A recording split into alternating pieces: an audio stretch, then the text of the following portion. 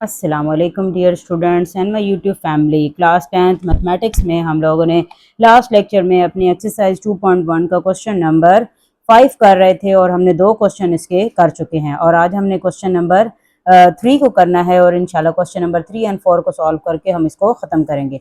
आपने एक्सरसाइज 2.1 में standard form पढ़ी थी, क्वाड्रेटिक इक्वेशन की, फिर फैक्टराइजेशन का मेथड पढ़ा, कंप्यूटिंग स्क्वायर का मेथड पढ़ा, क्वाड्रेटिक फार्मूला पढ़ के आए और अब आपने क्वाड्रेटिक इक्वेशन को सॉल्व करना है। किसके जरिए से? ग्राफिकली सॉल्व करना है। ओके जी, आज हमारा क्वेश्चन है 2x square plus 13x plus 6 is equal to 0। Okay, आपने क्वाड्रेटिक इक्वेशन ग्राफिकली जो सॉल्व करनी है वो आपने बाय कंप्यूटिंग स्क्वायर के मेथड से सॉल्व करनी है। अगर आपको कंप्यूटिंग स्क्वायर का मेथड नहीं आता तो आप अपने क्वेश्चन नंबर 3 को जाकर देख सकते हैं और उसके जरिए से आप अपने क्वेश्चन नंबर 5 भी सॉल्व कर सकते हैं। ओके, अब हमारे पास क्वेश्चन नंबर 5 है। आपके पास देखें क्या दिया हुआ है। वो कहते हैं graphically 2x square plus 13x plus 6 is equal to 0। ये हमारे वर्टिसेस हैं जिनके हमने इक्वल इसको करके लाना है। ओके, वर्टिसेस थे y is equal to a into x minus h का स्क्वायर प्लस ऑफ k आ जाएगा। ओके, अब हमने क्या करना है, हमने इसी तरह इसको एक वेरिएबल के इक्वल कर लेना है। जैसे ही हम लोग इसको वेरिएबल के इक्वल करेंगे तो हमारे पास क्या आ जाएगा, देखें 2x square plus 13x plus of 6। हमने इसको कंप्लीटिंग स्क्वायर के मेथड से क्योंकि सॉल्व करना है तो हमने इसको कंप्लीटिंग स्क्वायर का मेथड यूज किया। 2x square plus 13x plus 6 आ गया। तो सबसे पहले हमारे पास क्या है, 2 है, तो 2 को हम लोगों ने कॉमन लेना है। 2 को कॉमन लेंगे तो हमारे पास वैल्यू बन जाएगी x square plus 13/2x plus 6/2। 2 को कैंसिल करेंगे 3 के साथ, ये आपके पास नेक्स्ट बन जाएगा। अब मैंने आपको एक हिंट के तौर पर बताया था कि आपके पास हिंट है कि आपके पास जो भी कोफिशिएंट ऑफ एक्स होगा उसको आपने 1/2 के साथ मल्टीप्लाई करवा देना है। जब आप 1/2 के साथ मल्टीप्लाई करवाएंगे तो जो भी आपका आंसर बनेगा उसको आपने स्क्वायर लेकर ऐड भी कर देना है और उसको सब्ट्रैक्ट भी कर देना है। जब हमने ऐड किया तो 13/4 बन गया और इसको माइनस किया 13/4 का स्क्वायर आ जाएगा। ओके, अब इन तीनों वैल्यूज के मुताबिक हमारा ये क्या हो जाएगा, फार्मूला। हमें पता है कि हम फार्मूला क्या होता है, 2ab प्लस ऑफ a का स्क्वायर प्लस ऑफ b का स्क्वायर। तो ये जो 2ab वाली टर्म है ये बेसिकली ये वाली टर्म है। तो इसको अगर हम लोग देखें तो दो हमारा फार्मूले का a आपके पास x है और जो b है वो है 13 और ये आ जाएगा आपके पास 13/4।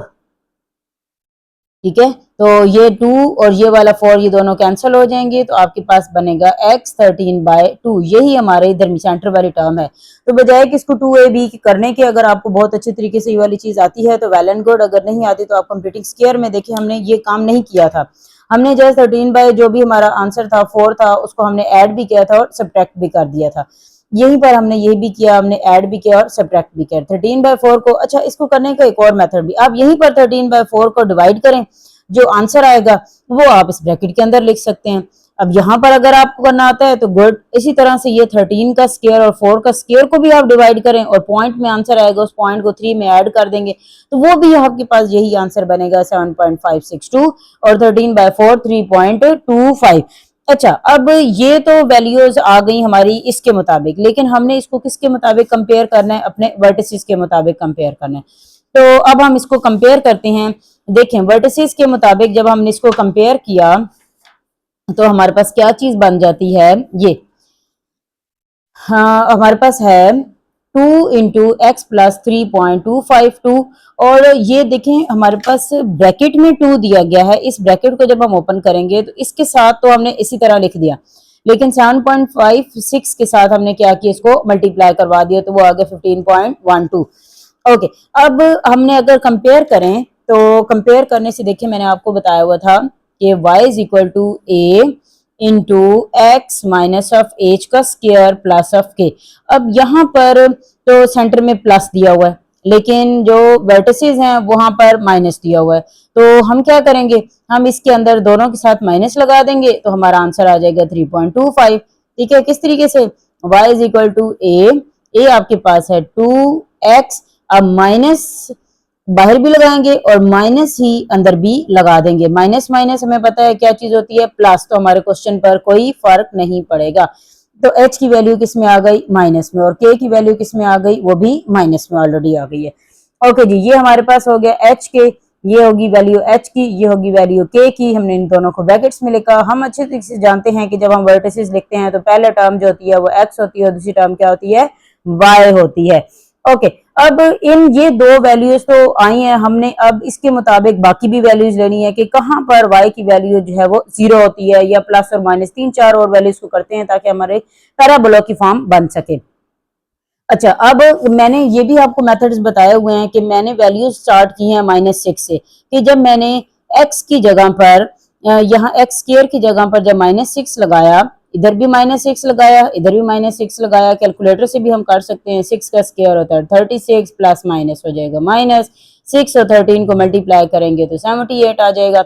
ये दोनों आंसर बनेंगे जब हमारे पास, तो इनको सबको प्लस माइनस करने से y की वैल्यू कितनी आ गई, 0।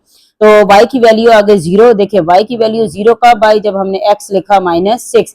फिर दूसरी टर्म में भी यहाँ पर भी यही चीज है, हमने फिर -6 से स्टार्ट किया, -5 को भी लगाया, -4 को भी, 3 को भी, 2 को भी, 1 को भी, 0 को भी हम अटैच कर लेंगे।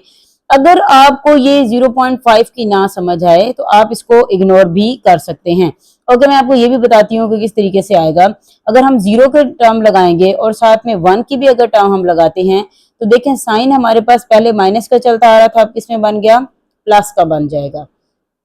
इन सारी वैल्यू से अब हम लोग देखें ग्राफ बनाते हैं। ग्राफ में क्या है, अब मैं आपको लिखकर बताती हूँ कि -6 इस पॉइंट पर x हमारा -6 था और y हमारा 0 है। ओके, अब अगले पॉइंट पर अगर हम देखें, 5 के पॉइंट पर देखें तो -5 y था और -9 हमारा क्या आ जाता है, y, और -5 हमारा 6 x है। फिर 4 के पॉइंट पर देखें, -4 है और उधर हमारे पास कितना आ रहा है, -14, ये वाली वैल्यू। और जो नेक्स्ट वैल्यू है -3 एंड -15 बन रहा है। x की वैल्यू आ गई -3, y की वैल्यू आ गई -15। ओके, नेक्स्ट में चेक करते हैं, 2 की टर्म में आ जाते हैं। 2 की टर्म में जब -2 x की वैल्यू है तो -12 हमारे पास कौन सी वैल्यू है, y की। नेक्स्ट में देखते हैं हमारे पास कौन सी वैल्यू दी है, -1 है तो इधर हमारे पास है -5। अच्छा, अब नेक्स्ट में आगे चलते हैं तो अगली वैल्यू, जब हमारे पास x की टर्म यहाँ पर 0 है तो y हमारा कितना आ रहा है, x की टर्म हमारी 0 है तो y की वैल्यू आ रही है +6। अच्छा, जब हमने ग्राफ इसको ड्रॉ किया तो देखें ये जो लाइन कट करके आगे बढ़ के जा रही है ये 1 और 0 के बिटवीन है, तो इस पॉइंट को हम लोग क्या कहेंगे, -0.5 लिखेंगे। तो अब दो वैल्यूज क्योंकि हमने ग्राफ में लिखनी होती हैं, जहां पर y 0 को क्रॉस करता है, ये 0 होता है, तो ये आपके पास दूसरी दो वैल्यूज हैं। एक है आपके पास -6 की x की वैल्यू है और दूसरी वैल्यू है -0.5 की। क्योंकि हमने इसी चीज को एक्सप्लेन करके बताना होता है तो ये हमारा आंसर बन जाएगा। ओके जी, होपफुल आपको इस ग्राफ की बहुत अच्छे से समझ आ गई होगी। ओके, अब नेक्स्ट करते हैं क्वेश्चन और हम उसका भी ग्राफ ड्रा करेंगे। अगला क्वेश्चन है कि 4x² plus of 12x minus of 27। तो अब हम इसको देखते हैं कि ये आपके पास किस तरीके से क्वेश्चन बना हुआ है। अब इसको भी पहले आपने क्या काम कर देना है, पहले आपने इसके वर्टिसेस लिख देने हैं। सबसे पहले याद रखिएगा क्या लिख देने हैं, वर्टिसेस। फिर हमने क्वेश्चन को इक्वल टू किसके, एक वेरिएबल के इक्वल का। ये स्टेप्स आप याद रखें, स्टेप्स याद रखेंगे तो आपको क्वेश्चन करना आसान हो जाएगा। हमने 4 लिया हुआ है तो 4 को कॉमन ले लिया। 4 को क्या किया हमने, कॉमन ले लिया, क्योंकि एक्स स्क्वायर की जब भी वैल्यू लिखी जाएगी तो उसको आपने क्या कर देना है, कॉमन लेना है। कंप्लीटिंग स्क्वायर का मेथड मैं अभी फिर एक्सप्लेन कर देती हूँ, यहाँ नीचे भी मैंने लिखा है, ऊपर भी लिख रही हूँ, बाय कंप्लीटिंग स्क्वायर के मेथड को यूज किया।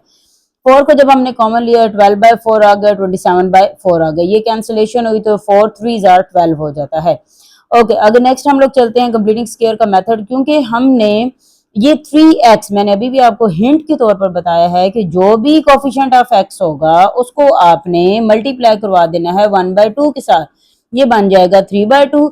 फिर आपने उसका स्क्वायर लेना है, उस स्क्वायर को आपने अपने क्वेश्चन में ऐड भी कर देना है और सब्ट्रैक्ट भी कर देना है, ये याद रखिएगा। फिर ये 2ab की वैल्यू का मैंने फार्मूला मुकम्मल करना आपको बताया। 2 हमारा फार्मूले का, x हमारे पास पहली टर्म, 3/2 आपके पास b की टर्म, दोनों कैंसिल होंगे तो क्या आंसर आ गया 3x, तो मतलब 3x ही हमारा वापस भी बचता है। ओके जी, इन तीन वैल्यूज को लेकर हमने अपना फार्मूला मुकम्मल किया, एक्स स्क्वायर और 3/2 के स्क्वायर के मुताबिक हमने अपना फार्मूला मुकम्मल किया। ओके, यहाँ पर ये जो मैंने लास्ट क्वेश्चन में आपको समझाया है 27/4, अब इसको 27/4 को डायरेक्ट कैलकुलेटर से पॉइंट में करें, 3 का स्क्वायर एंड 4 का स्क्वायर दोनों को करके स्क्वायर लेके ये आ जाएगा 9/4 और 9/4 को करेंगे तो 2.25 आ जाएगा आपके पास। इन दोनों को हमने ऐड कर दिया, ऐड करने के बाद देखें आपके पास क्या बन रहा है 9। ओके, अब हमने इसको ब्रैकेट को ओपन करना है क्योंकि हमने इसके वर्टिसेस के साथ इसको कंपेयर कर देना है। तो जब हम लोगों ने इसको कंपेयरिंग करेंगे तो क्या होगा, वर्टिसेस 4 के साथ तो इसी तरह लिखा जाएगा, 9 के साथ मल्टीप्लाई होगा, 4 9 सा 36 बन जाएगा। ओके, अब कंपेयर करेंगे, 4 की वैल्यू है a, ये हो गई x। अब फिर से हमारे पास माइनस दिया हुआ है, तो माइनस को दोनों बनाने के लिए, इस प्लस को माइनस बनाने के लिए क्या करेंगे, हम अंदर भी माइनस लगा देंगे और बाहर भी माइनस लगा देंगे, कॉमन समझे आपने ले लिया। माइनस माइनस क्या हो जाएगा प्लस, तो मतलब हमारे क्वेश्चन पर कोई फर्क नहीं बनेगा। 3/2 आ गया, यहाँ पर भी ये प्लस की वैल्यू और हमारे पास जो चीज दी हुई है कंपेयरिंग करने के लिए वो माइनस में है, तो हमने फिर से प्लस कॉमन लेकर माइनस अंदर लगा दिए, प्लस माइनस माइनस, हम वापस अपने क्वेश्चन में जा सकते हैं। ओके, 36 आ गया। जो ये 3.2 है ये हमारी एच की वैल्यू है, 36 हमारी के की वैल्यू है। 3.2 को मैंने डिवाइड कर दिया तो आ गया 1.5। ये दोनों वैल्यूज हमारी किसकी आ गई हैं, हमारे पास आ गई हैं, एक x की वैल्यू है और दूसरी y की वैल्यू है। ओके, कुछ पॉइंट्स लिए हैं मैंने कि मेरे पास, मैंने क्वेश्चन को ट्राई करते जाना है आपने कि कब हमारे पास y की वैल्यू जो है वो एक्सीड करती है, 0 से ज्यादा होती है और कब कम होती है। तो मैंने -5 पर जब मैंने इसकी 3-4 वैल्यूज ऊपर और नीचे आपने ले लेनी है ताकि आपके पास एक पैराबोला की फॉर्म बन सके।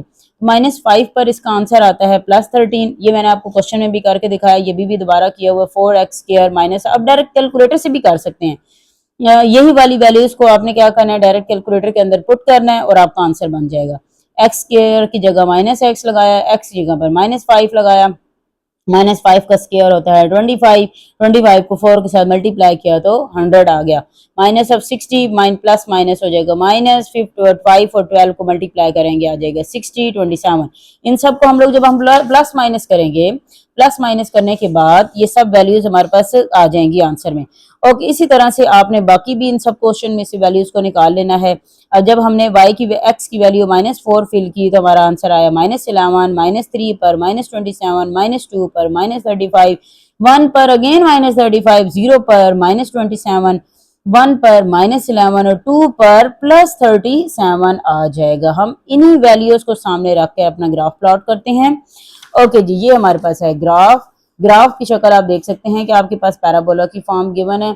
अब देखें, मेरे पास पहला था जो आंसर वो था x की वैल्यू आपने 5 फिल की तो y की वैल्यू कितनी आई है +13। देखिए मैंने x और y को किस तरीके से किया, x एक्सिस में तो हमारे पास काउंटिंग है सिंपल 1 2 3 4 5 6 7। देखे ना, हमने x की वैल्यू को लिखा है 1 2 3 4 5 माइनस में भी और प्लस में भी, लेकिन जो y की वैल्यू है वो ग्रेटर आ रही हैं, तो 10 11 27 35। अगर हम ये ग्राफ ड्रॉ करना शुरू करें तो बहुत बड़ा ग्राफ ड्रॉ होगा, इसलिए हमने स्केल को मेजर कर लिया। स्केल में हमने क्या किया, 0 से 10 लिखा, 20 लिखा, 30 लिखा, 40 लिखा, जैसे मैंने आपको क्वेश्चन नंबर 1 और 2 में भी इस तरह से करना सिखाया था। इधर भी 10 20 30 40 50 60 70 80, आप जहां तक आपको जरूरत है वहां तक बना सकते हैं। आप मजीद खुला खुला बनाकर अच्छा नीट एंड क्लीन मजीद आप बेहतर इसको कर सकते हैं। ओके, अब देखें, ये आपके पास -5 की वैल्यू जब थी, देखें -5 की वैल्यू आई तो +13, ये -5 और ये 13, देखें 1 11 12 और एक 13, ये आ जाएगा हमारा 13 +13 आया। फिर जब हमने ली -4 तो इसकी वैल्यू आई -11, तो हम 11 पे चलते हैं 10 और ये आपके पास कितना आ जाएगा -11। ये हमने वैल्यू पॉइंट लगा लिया, इधर से यहाँ तक पॉइंट लग गया। अच्छा, दूसरी वैल्यू जब हमने -3 लिया तो -27 था, ये आपके पास 27 है, इसको 29 28 और 27 कर लेंगे। ऑल राइट, अब ये 27 की वैल्यू आ गई। जब -2 था तब हमारे पास कितना आया, तब हमारे पास आ गया 35, तो इसके बिटवीन सेंटर में से हम ले लेंगे, ये हो गया -35, 30 एंड 40 के बिटवीन आ जाएगा। अच्छा, नेक्स्ट में देखें, जब हमने 0 फिल किया तब 0 पे आंसर कितना आ रहा है 27 अगेन आ रहा है, तो ये हमने 27 के पॉइंट लगा दिया। फिर आपके पास जब 1 हमने लिया, ये हमारे पास 1 था, पॉजिटिव का 1, तो हमारे पास आंसर किसका बन रहा है -11 का बन रहा है। फिर नेक्स्ट में जब हमने 2 लिया तो आंसर कितना बन रहा है 37 का बन रहा है, तो ये भी हमारे पास 29 28 और 37 आ रहा है, तो इसको हमने पॉइंट को लिख लिया। ओके अब हमने सारे ग्राफ को जब कंप्लीट किया तो ये एक पैराबोला की फॉर्म बन रही है। दो वो पॉइंट्स आपने चूज करने हैं जो कि आपके इन बिटवीन होते हैं। यहाँ पर अगर देखें -4 एंड -5 के बिटवीन में आ रहा है तो मतलब ये होगा 4.5। यहाँ पर देखें अगर 1 एंड 2 के बिटवीन आ रहा है तो ये कितना हो जाएगा 1.5, अप्रोक्सीमेट 1.5 1.4 इस तरह कुछ हम लिख सकते हैं। तो ये हमारा आ रहा है 1.5 और ये हमारा आ रहा है -4.5। तो यही हमारा आंसर बन जाएगा -4.5 एंड 1.5। तो पैराबोला की फॉर्म इस तरीके से बन जाएगी। ओके जी, ये हमारी होगी एक्सरसाइज कंप्लीटेड और होपफुल आपको इन क्वेश्चन की बहुत अच्छे से समझ आई होगी। काफी कम्प्रिहेंसिव एक्सरसाइज थी जिसमें आपने बहुत सारी नई चीजें पढ़ी हैं और इंशाल्लाह ताला हम लोग नेक्स्ट लेक्चर में अगली एक्सरसाइज स्टार्ट करेंगे। तब तक के लिए अल्लाह हाफिज। Thank you so much.